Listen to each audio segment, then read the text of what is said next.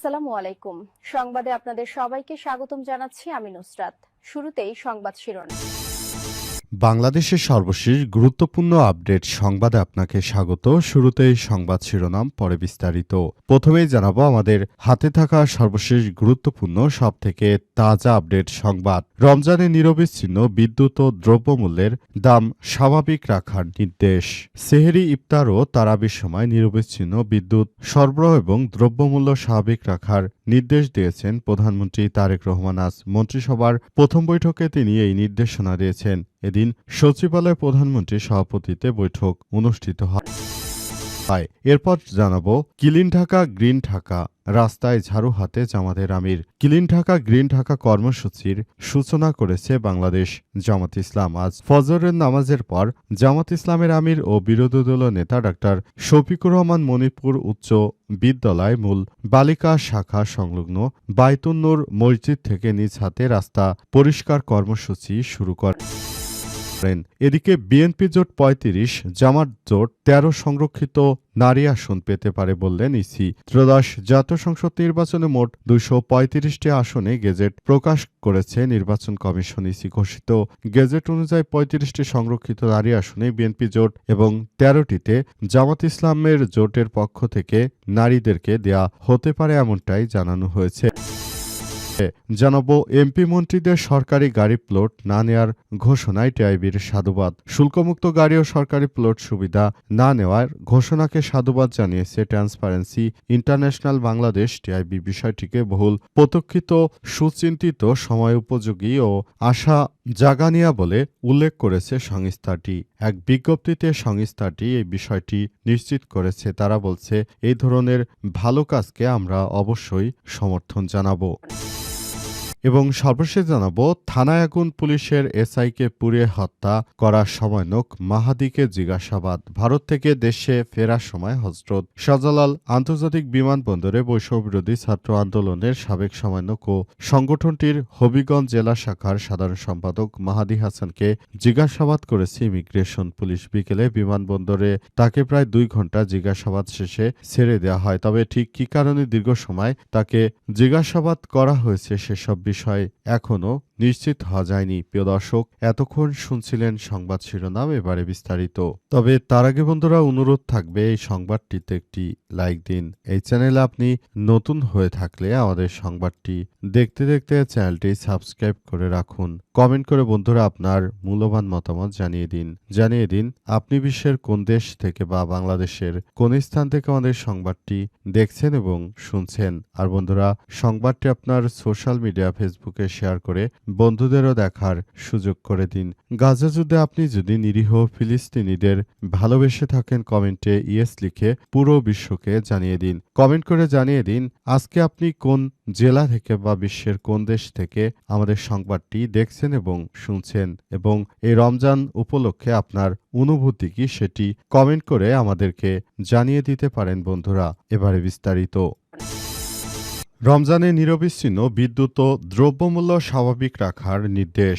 সেহরি, ইফতার ও তারাবির সময় নিরবিচ্ছিন্ন বিদ্যুৎ সরবরাহ এবং দ্রব্যমূল্য স্বাভাবিক রাখার নির্দেশনা দিয়েছেন প্রধানমন্ত্রী তারেক রহমান। আজ মন্ত্রিসভার প্রথম বৈঠকের দিনে নির্দেশনা দেন। সেদিন সচিবালয়ে প্রধানমন্ত্রীর সভাপতিত্বে বৈঠক অনুষ্ঠিত হয়। বৈঠক শেষে শ্রম ও কর্মসংস্থান মন্ত্রণালয় এবং প্রবাসী কল্যাণ ও বৈদেশিক কর্মসংস্থান মন্ত্রণালয়ের প্রতিমন্ত্রী মোহাম্মদ নুরুল হক নূর সাংবাদিকদের এই তথ্য নিশ্চিত করেছেন। বৈঠকে কি আলোচনা হয়েছে জানতে চাইলে প্রতিমন্ত্রী বলেছেন, বর্তমান সরকারের প্রতি জনগণের যে এত বিপুল জনসমর্থন, সেটার জায়গা থেকে প্রধানমন্ত্রী আমাকে মনে করিয়ে দিয়েছেন যে জনগণ আমাদের কাছ থেকে যে সুশাসন এবং জবাবদিহিতা চায়, সেক্ষেত্রে আমরা নিজ নিজ মন্ত্রণালয়ে যারা দায়িত্বে আছি তারা যেন যে কোনো ধরনের প্রভাব এবং স্বজনপ্রীতির ঊর্ধ্বে থেকে কাজ করি এবং বিশেষ করে দুর্নীতির প্রশ্নে যেন আমরা একটা শক্ত অবস্থানে থাকি, এমন একটি নির্দেশনায় দিয়েছেন তারেক রহমান বলে জানিয়েছেন ভিপি নূর। ভিপি নূর আরও জানান যে আমরা যখন থেকে বিএনপির সঙ্গে যুক্ত হয়েছি তাদের আদর্শে আমরা অনুপ্রাণিত হচ্ছি।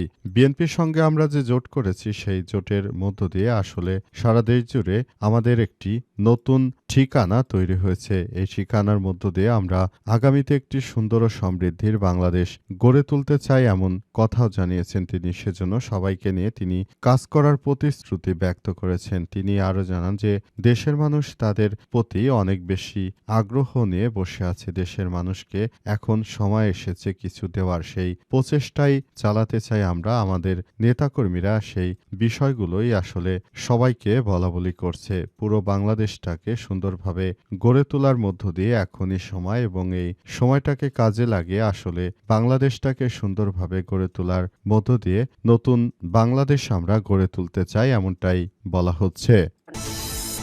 ক্লিন ঢাকা রাস্তায় ঝাড়ু হাতে জামাতের আমির। ক্লিন ঢাকা গ্রিন ঢাকা কর্মসূচির সূচনা করেছে বাংলাদেশ জামাত ইসলাম। জামাতের আমিরের পক্ষ থেকে আজ এমন একটি বিষয় দেখা গেছে। অন্তর্বর্তীকালীন সরকারের সময় থেকে জামাত ইসলাম তারা তাদের শক্তি সামর্থ্য বাড়াতে থাকে।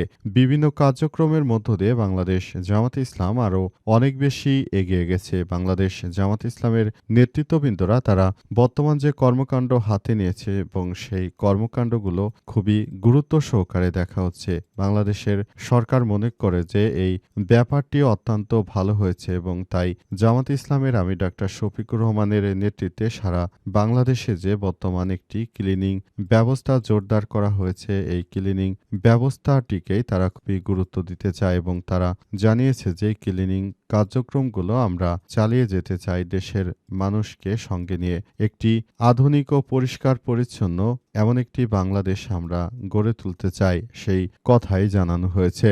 অন্তর্বর্তীকালীন সরকারের প্রধান উপদেষ্টা যে নতুন বাংলাদেশ গড়ে তুলতে চেয়েছিলেন, যে স্বপ্ন দেখিয়েছিলেন, সেই স্বপ্নকেই বাস্তবায়ন করতে চায় বাংলাদেশ জামাত ইসলাম। জামাতের নেতৃত্বাধীন সরকার এই বিষয়গুলোকে সামনে নিয়ে আসতে চায়। তাই সরকারে আসার আগেই তারা বিরোধী দল হিসেবে বাংলাদেশের কিছুটা হলেও উন্নয়ন কর্মসূচি তারা চালিয়ে যেতে চায়, এবং পুরো বিষয়গুলোকে তারা সেভাবেই জনগণের সামনে উপস্থাপন করছে। আজ প্রথমেই মিরপুরে ঝাড়ু দেওয়ার মধ্য দিয়ে জামাতের আমির তিনি নতুন একটি রাস্তা দেখালেন বাংলাদেশে, যেখানে সারা বাংলাদেশের মানুষ এখন নিরহংকার মুক্ত একজন নতুন ডাক্তার শফিকুর রহমানকেই পেয়েছেন, যিনি বাংলাদেশের জন্য হয়তো আরও ভালো কোনো কিছু নিয়ে অপেক্ষা করছেন, এই প্রত্যাশাই সবার।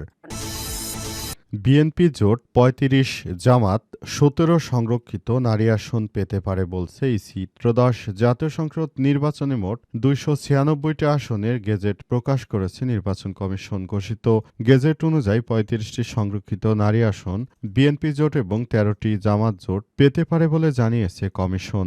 সংসদে একটি সংরক্ষিত নারী আসন পেতে ৬ জন নির্বাচিত সংসদ সদস্য থাকা প্রয়োজন। এছাড়া স্বতন্ত্র প্রার্থীরাও কোন জোটে যুক্ত হয়েছে সেটি সংরক্ষিত নারী আসন পেতে পারে। তবে স্বতন্ত্রতা কোনো জোটে যোগ দিলে আসনের হিসাব পরিবর্তিত হতে পারে। ইসি থেকে জানা গেছে, সংসদ নির্বাচনে ২৯৬টি আসনের গেজেট প্রকাশ করা হয়েছে। এর মধ্যে বিএনপি জোট ২১১টি আসনে, জামাত জোট ৭৪টি আসনে এবং স্বতন্ত্র প্রার্থী ৬০টি আসনে জয় পেয়েছে। ফলে স্বতন্ত্ররাও আসনে একটি সংরক্ষিত নারী আসন পেতে পারেন। এজন্য যারা স্বতন্ত্র প্রার্থী রয়েছেন তাদের মূলত তাদের স্বতন্ত্র থেকে যারা নির্বাচিত হয়েছেন তাদের সঙ্গে আলাপ আলোচনা করে যাকে তাদের সব থেকে যোগ্য মনে হবে তারা এমন একজনকে নিয়ে এনে তারপর বসাতে পারে, এমনটাই দেখা যাচ্ছে। তবে আসলে স্বতন্ত্র প্রার্থী বেশিরভাগই যারা বিরোধী দল থাকে তাদের সঙ্গেই মিশে যায়, এমনটাই বেশি লক্ষ্য করা যাচ্ছে। কারণ যারা স্বতন্ত্র প্রার্থী রয়েছে তারা মূলত যেভাবে রাষ্ট্র পরিচালনা করতে চায় সেটি কিন্তু বাস্তবতার ক্ষেত্রে অনেক ক্ষেত্রেই আসলে কাজ করে না। কারণ স্বতন্ত্ররা সংখ্যায় কম থাকার ফলে নির্বাচন কমিশন কিংবা সরকারি দল তাদের উপর নানাভাবে প্রেশার ক্রিয়েট করতে পারে। সুতরাং এই বিষয়গুলোকেই বিবেচনা করে তারা এই ধরনের কার্যক্রম হাতে নেয়, যে যাতে করে দেশের অভ্যন্তরে কোনো ধরনের যেন বিশৃঙ্খল সৃষ্টি হতে না পারে, কিংবা সরকারি যারা কর্মকর্তা রয়েছেন, যারা সংসদ নির্বাচিত হয়েছেন, তারা যেন স্বতন্ত্রদেরকে কোনোভাবেই ঠকাতে না পারে। তাই নিজেদের অধিকারগুলো কড়াই গণ্ডায় বুঝে নেওয়ার জন্য বিরোধী দলের সঙ্গেই বেশিরভাগ স্বতন্ত্র প্রার্থীরা যোগ দিয়ে তারা মূলত নিজেদের মতো করে আবারও সবকিছু চালাতে চায়, এমনটাই বলা হচ্ছে এবং এই বিষয়গুলো সামনে আসছে। পুরো বিষয়গুলো অত্যন্ত গুরুত্বের সঙ্গে দেখভাল করার নির্দেশনাও দেওয়া হয়েছে।